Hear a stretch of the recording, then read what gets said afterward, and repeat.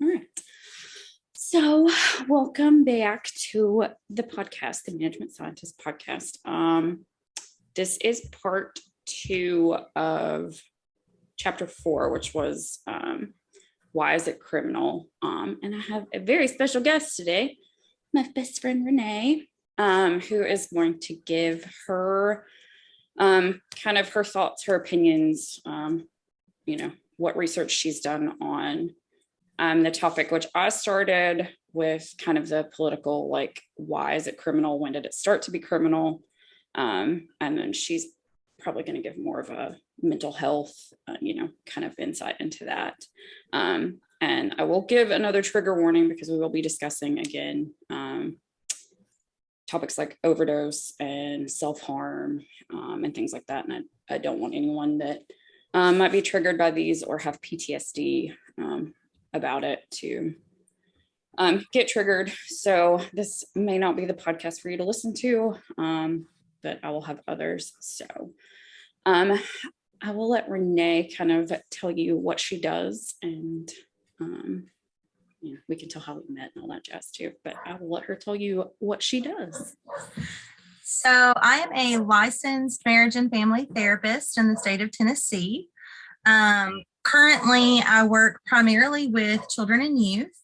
So I do have some time in my office where I carry a caseload. Kids that I work with range anywhere from the age of like 4 all the way up to like young college age, around 19, 20, wide range of issues.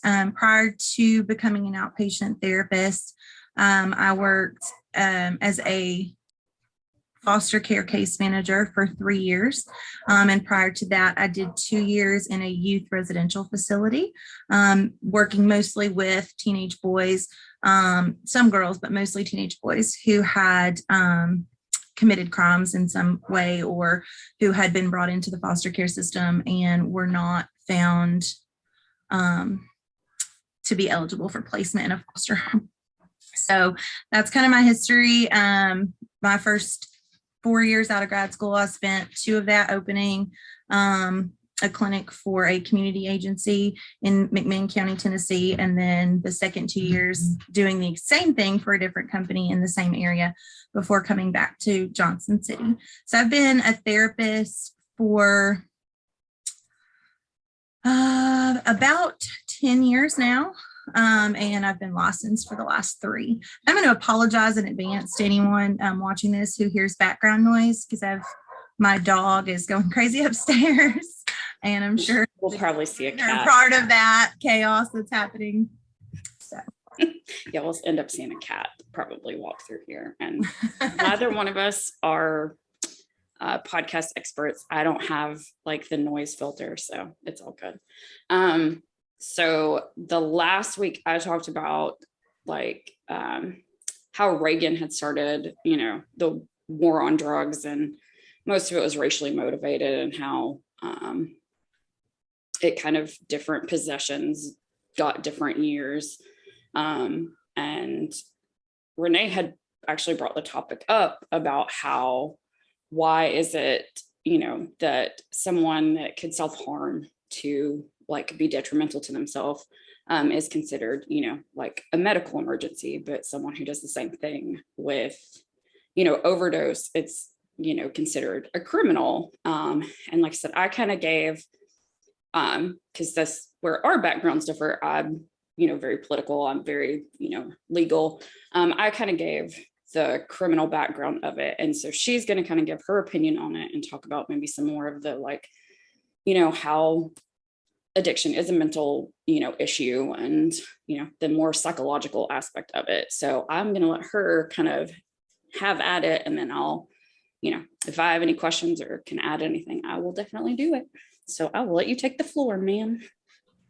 Okay. So first of all, thank you for agreeing to have me on. I appreciate that. And I guess while I am considered an expert, I do not consider myself an expert on any other person's life. So I want to say that to begin with. As therapists, our job is not to fix people. You're not necessarily broken. Our job is to give you the tools to improve your life from where it is to where you want it to be, and improve your level of satisfaction with your life overall. So as a therapist, we do lots of different trainings. And a few years ago, I actually did a training around addiction science with Hazelden Betty Ford, who is pretty well known in the field of addiction treatment. And one of the biggest things that stuck with me from that training was they talked about the neurological science behind addiction. And so we have various chemicals in our brains, various chemical compounds and synapses, and essentially all emotional human behavior are signals from our brain to our body to respond to different stimuli. So one of the things that they studied was dopamine levels in the brain with regard to different pleasurable stimuli. So dopamine exists in the pleasure center of the brain. And what they found was, and these numbers are not going to be 100% accurate because I'm recalling this from memory from a training like 3 or 4 years ago, it was pre-pandemic.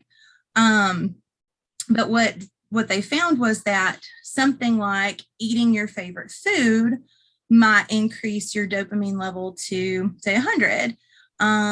Having an intimate interaction with someone that you have a significant emotional connection with might increase your dopamine levels to 200.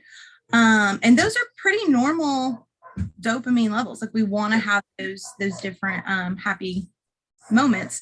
But then they went on to study like the effects of various drugs on those dopamine levels. And what they found was that the dopamine levels for various drugs were significantly higher than what we would see normal dopamine levels being in any kind of everyday pleasurable experience. And so, for instance, I want to say like methamphetamine was like 1,000.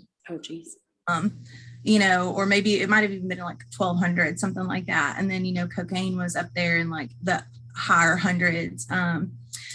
Oxycodone, any kind of like opioids were way up there again in the upper hundreds, low thousands. And so like listening to that was really significant for me, because I think that it really highlights the significant change that can happen in chemicals in our brain when there are mind-altering substances involved. And here's the thing about, that's a neurological study. Mental health and neurology, I think over time, we will see those fields start to meld a lot more. That's just my own personal pet theory. But realistically, mental health is still very much in its infancy in a lot of ways. And neurology is still very much in its infancy in a lot of ways. There's so many things about how the human brain actually functions that we just don't know.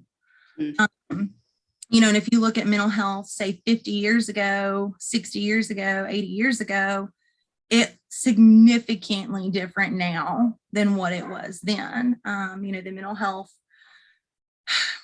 go-tos back then, like the way that they diagnosed things in women versus men, or the way that they treated things like hysteria, or electric shock therapy. Like those are things that now we look back and we're absolutely horrified by, right? But they were common practice. So these two fields are both very much in their infancy. And I think that as we move along, we're going to see those two fields start to connect a lot more. And in reality, they need to be connecting, because we're looking at how chemical balance in the brain and how synapses communicating in the brain actually affect emotional outcomes and human behavior. So with specifically addiction, initially you've got your initial experience with whatever mind-altering substance. And I'm going to tell you right now, like I'm going to exclude marijuana from the conversation on my end. Just because realistically, like we're moving into more of a place where that's like more socially acceptable. They're learning more about it. They're learning more about benefits to medical marijuana and those kinds of things. So I'm not including like pot when we're talking about this. I'm strictly going to include like, pain medications, illicit drugs, alcohol, even nicotine, honestly, and how that affects. So realistically, we see those dopamine levels go up. And initially that first experience, yes, that might be a voluntary experience. It may not. You know, a lot of people use the argument, well, addiction is a choice. For some people, drug use initially, yes, was a choice.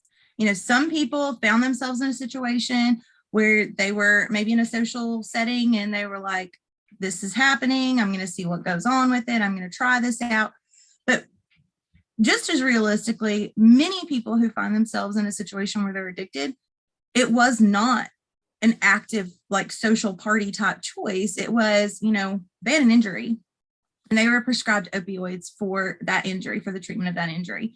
Or, you know, they found themselves in a situation where they were struggling with mental illness or struggling with symptoms of mental illness, and they were being medicated and the medications weren't helpful, and either due to lack of resources or due to lack of financial means or whatever, they decided to try and self-medicate in some way. And you know, it's really people trying to help themselves in certain ways. And so it's not always that, oh, well, this person made a choice and their choice led to this addiction. That's really not the case a lot of the times. So that being said, and what we know about those dopamine levels in the brain is that once you have this encounter, you know, your normal dopamine levels being at, you know, 1 to 300, now shooting up to, you know, 900, 1,000, 1,100, 1,200, whatever, that can create a chemical imbalance in your brain. And so what happens then is, as those dopamine levels start to drop and come back down to normal, the survival center of our brain basically sends a signal that says, this is really unpleasant, and fight, flight, freeze, like, we got to do something here. It's almost like a survival instinct. And, you know, they don't know what causes one person to have that neurological switch and what causes one person to not have that neurological switch. But what we do know is that if you're predisposed to becoming an addict, that even one use with those dopamine levels shooting up like that, then from that moment on, like, you may be an addict, you know, just from that one use. And what we do know is that children, especially who have a parent who has addiction issues, they are more likely to potentially have that neurological switch that can create addiction in them, even from one use. And I'll just be honest, I'm a mom. I have 2 daughters. They're absolutely wonderful little girls. Becca's their godmother.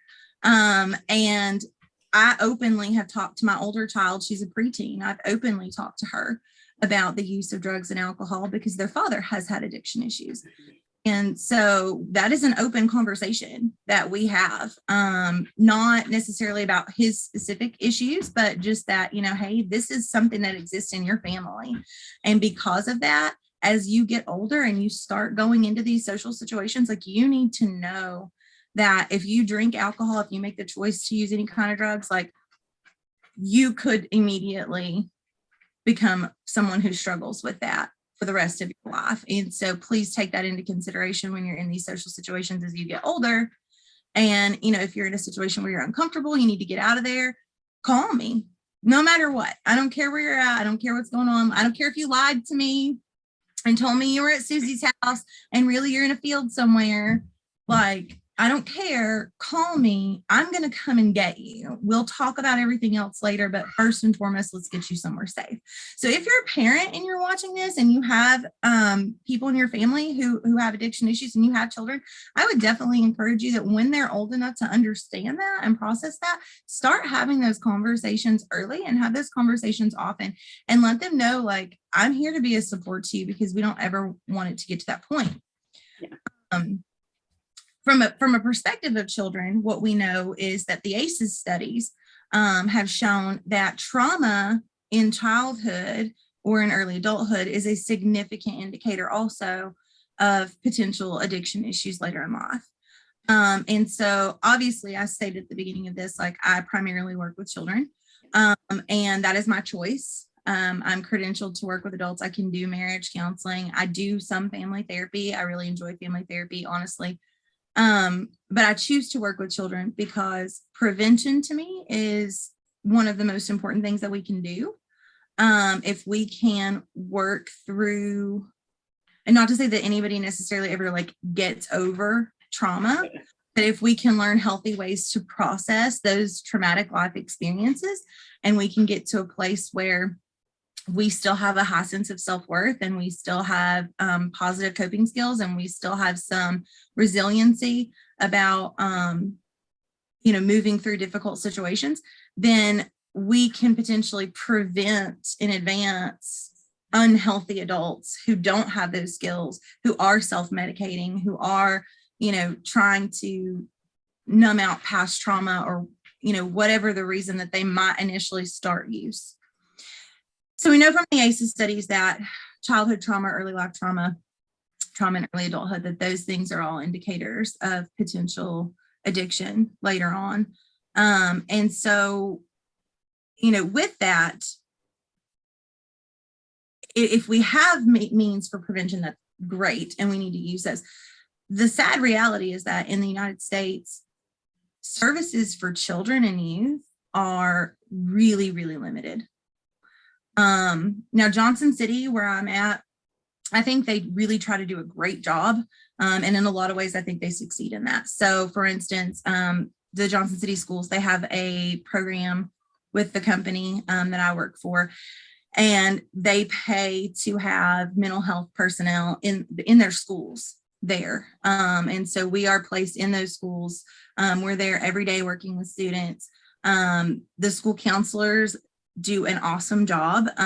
Realistically, they have to teach a lot of classes, and in high school, they're doing a lot of career planning, they're doing a lot of college planning, and there's just so much for them to do that it's not realistic to have one person who is doing all of these classes and doing all this career planning, and then also dealing with the students on a one-on-one basis. And they do that. They do all of that. But it's just not realistic for one person to do. And so Johnson City Schools does a great job, I think, with, putting mental health personnel in their school systems as an additional support when needed for students to assess safety, to have that additional person that, if say like the school counselor, is in the middle of teaching a class and you've got a kid who's having an emotional situation happening, then they have someone else that they can come to that's designated just for that.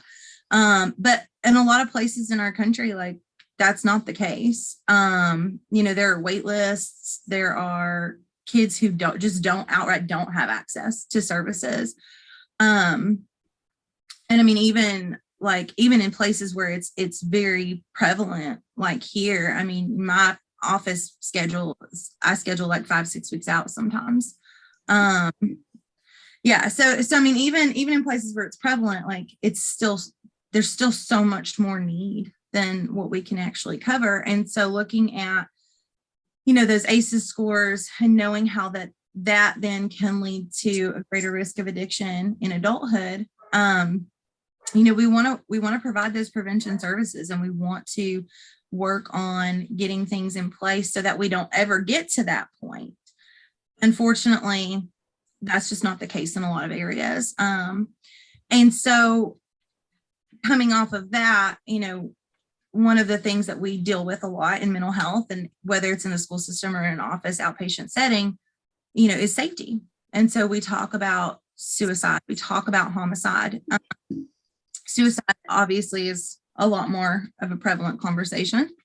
But we do talk about those things, and we try to educate not only our clients, but their parents or their family members on how to seek help and how to get help if you're feeling suicidal or feeling homicidal. Because what we have learned is that means restriction is the best prevention that we can offer to stop self-harm or to stop harm of others.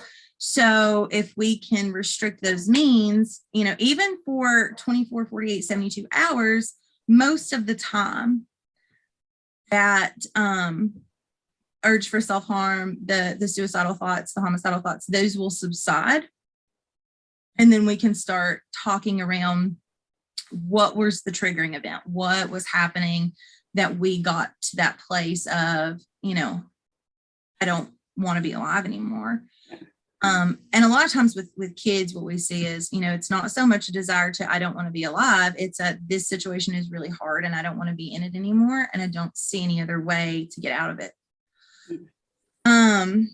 So how does that connect with addiction, right? Well, if we're thinking about addiction and we're thinking about in comparison to suicidal or homicidal ideation, doctors, medical personnel will look at someone who's having suicidal ideation. They'll look at someone who's having homicidal ideation. They'll look at someone who's having, say, a psychotic episode, and they'll say, this person is not of sound mind to keep themselves and others safe. And therefore, medically, we have a responsibility then to protect them or others from themselves.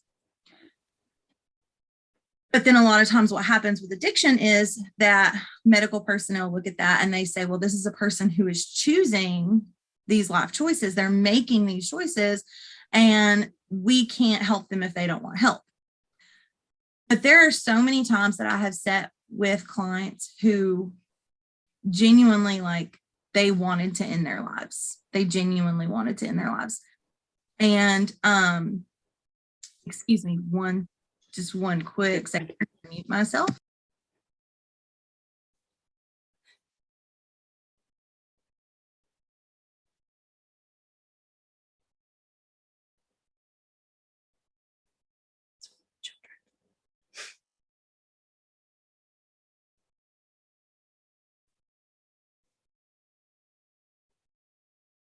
Sorry. Sorry, I had a tiny visitor.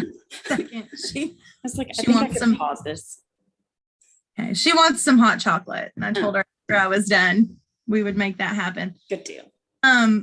So looking at how it compares, they say, well, this is a person who's making these life choices. They don't want help. But I've sat with a lot of people who wanted to end their life, and they did not want help in that moment either. And yet, once they've had a chance to have the means restricted and they've had a chance to process that triggering event, and then they come to the conclusion of, I'm glad that this help was given, even when I didn't want it. And so, thinking of how those chemical compounds are affected in the brain when someone is actively using mind-altering substances, I think it's a reasonable assumption to say they're likely not in their right minds in that moment, that they're saying, like, oh, I don't want help. Because that survival part of their brain is saying, like, I'm going to die if we don't have this substance. Mm-hmm. And that's not necessarily true. Although, mental health in that area is significantly lacking. A lot of the research does not talk about polysubstance abuse. And the reality is a lot of people who are using are not just using one substance. They have to be very careful how they detox people. You can't just put someone somewhere and say, okay, there's no drugs here. You can't use. So now you're going to get sober and not medically supervise them to detox off of whatever substance they were on, because they will have severe physical reactions to that, severe mental reactions to that. And in some cases, yes, they absolutely can die from those detox symptoms. So, and I'm not a medical doctor.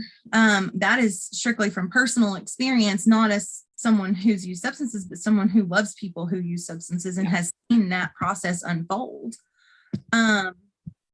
So, is it a choice?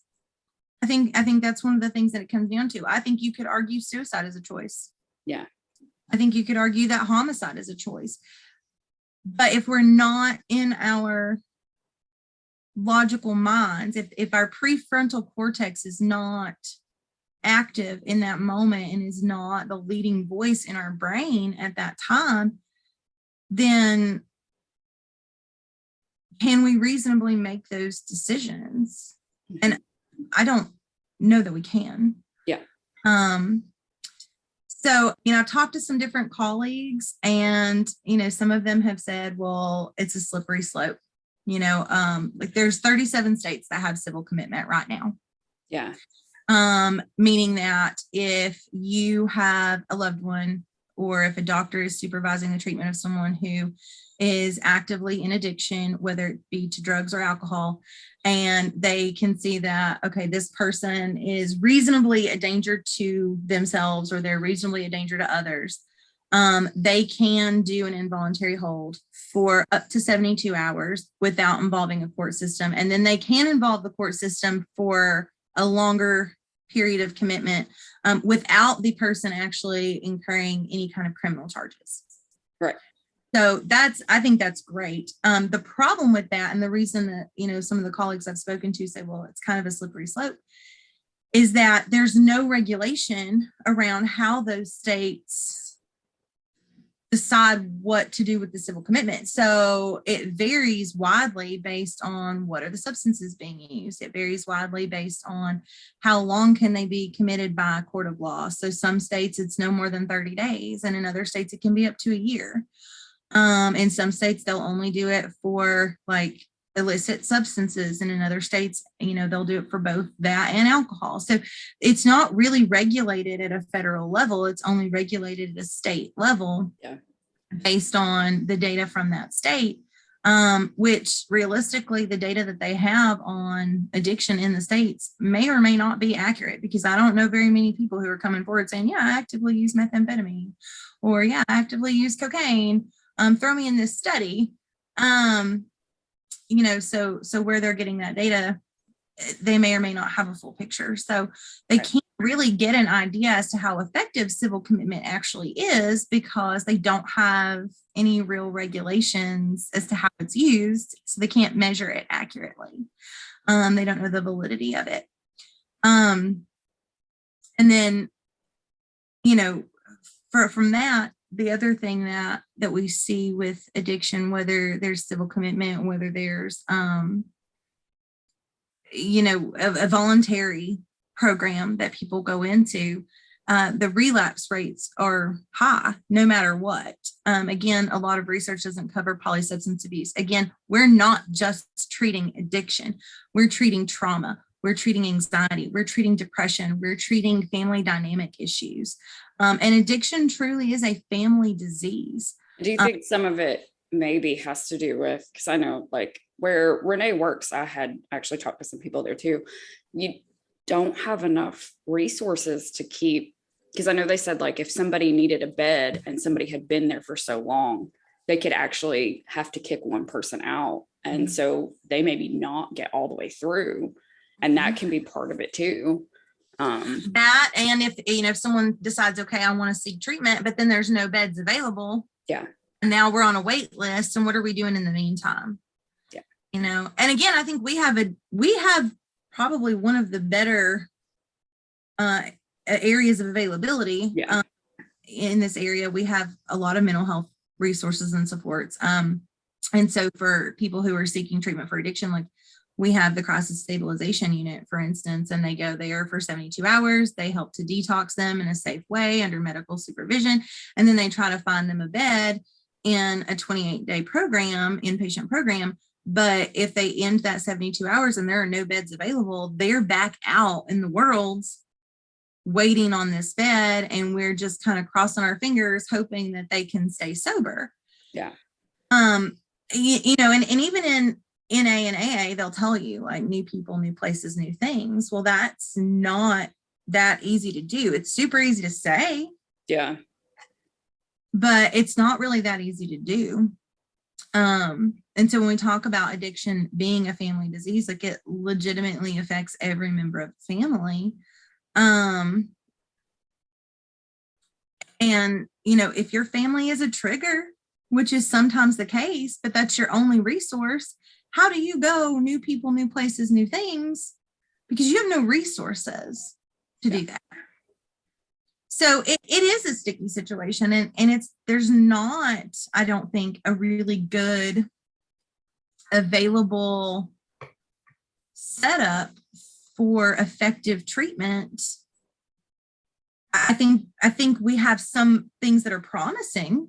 Don't get me wrong. I think there are a lot of things that are promising. And, if you're watching this, if you've chosen like, hey, I'm going to watch this despite the trigger warning, and you're someone who's living in addiction, like I'm going to tell you, don't give up. Do not give up. I don't care if it's your first time or your 50th time. Keep trying, keep showing up, keep asking for help. Because eventually, like, it can happen.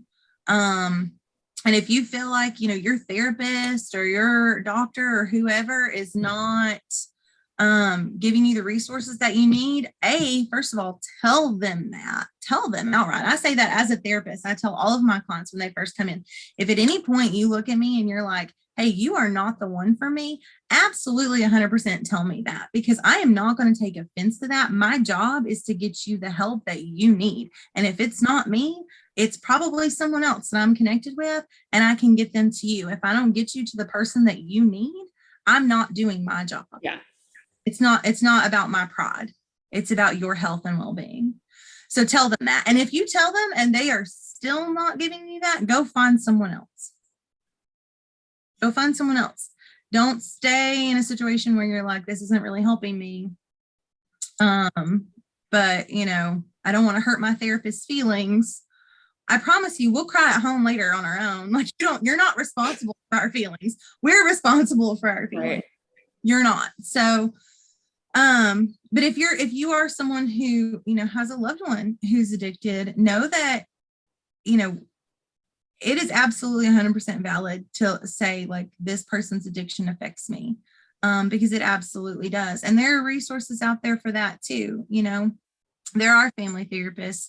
There are programs like Al-Anon.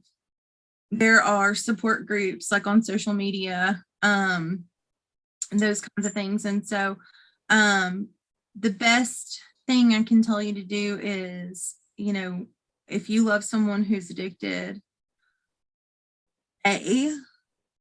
still love them. The person that you love is there. The addiction is not who they are. Validate how they feel. Validate the trauma that they've experienced without judgment. Yeah. And then hold them accountable by setting healthy boundaries and refusing to enable those behaviors. Because it's okay to say, hey, I love you. I know that you've been through A, B, and C. I know that you feel that things are hopeless and that if you don't have this, you're going to die. But I'm not going to give you any more money. Yeah. I'm not going to allow you to use drugs in my home. I'm not going to allow you around my children if you're actively using. If you leave here and you go use and you come back to see them and you're sober, you are welcome in my home. You are welcome with my kids. But if you come here and you're actively on drugs, I'm not going to allow that to happen. It's okay to set those boundaries. And it's okay to hold people accountable for those boundaries, but love them anyway and validate their experiences, validate their feelings, because they are real. And then get help individually, get help as a family, whatever you need to do, because while some people don't have the option for new people, new places, new things, if the entire family is seeking treatment and seeking growth and trying to create a better environment, it kind of becomes a new family. It kind of becomes a new place, because we're not doing the same patterns. We're not doing the same things again over and over. Yes. Well, thank you so much for giving your perspective, because that was amazing. I love you. And, I think you're incredibly smart anyway. And I'm glad everyone can finally get to hear all of this, because it is, it's kind of something that I've said on several, even when I did the one on the opioid epidemic. It's something that I said on there. It's how you're a victim of a circumstance and it's not a character flaw. And that's said to be true about, any kind of mental health, any kind of poverty, any kind of addiction. It's really a victim of a certain circumstance, and it's not really a character flaw. And so, like she said, and I said it on the last one, I gave out the suicide prevention hotline. I also gave out my email address. Find someone to talk to. You're valid, you're worthy to be here. There is someone out there who will be glad to listen to you and to, have no judgment, to what's going on. And so hopefully this can, hopefully if anyone's listening out there, this will definitely help someone, try to seek the help that they need. And that's part of, Renee kind of knows what I'm looking to do with my nonprofit is to kind of maybe be that middle step between the initial, like in the crisis center, which I talked about in one of mine. I was giving such praise to Frontier Health because, what they do is really awesome. But just to be that middle step so, that they can come and they can talk to someone for free. They can have, a meal, they can have a place to sleep. But also too, if it's someone that goes back and uses, I want to have that needle exchange program so they're not subject to get something else. Because the last thing, someone needs when they're suffering through this is to end up with, something like hepatitis. And it's, like in the words of sort of a judgment-free zone. Because I think that's what they need. And, we'll see how it goes. I'd like to add just one more thing too, as you're talking, I'm sitting here thinking, and, one of the thoughts that comes to mind is,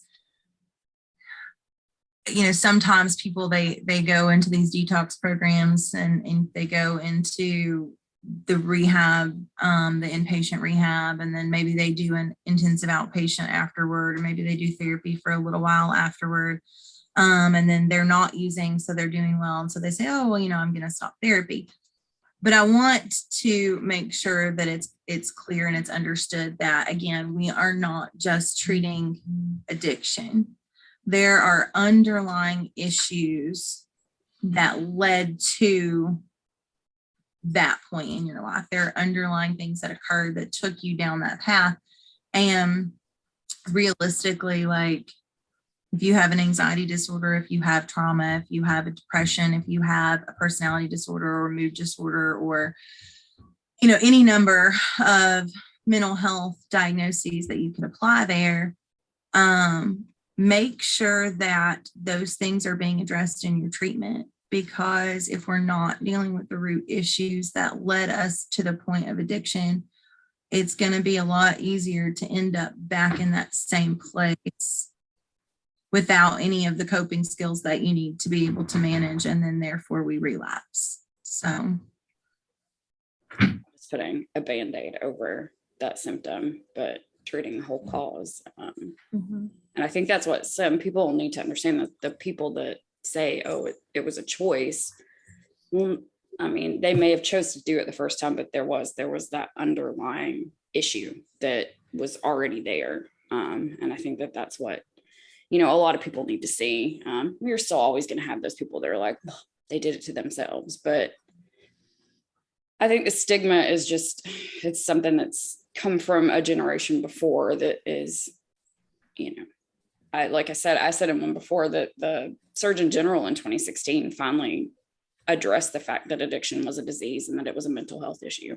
And I think steps like that are what's needed and what's going to help chip away at that stigma. So I think you hit the nail on the head. We have to treat the whole person. Yeah. Our mental health, our medical health, our emotional and spiritual health, like those things are all super interconnected. And so we really do have to treat the whole person. We have to look at, is this someone who's addicted to opioids because they have a chronic pain condition?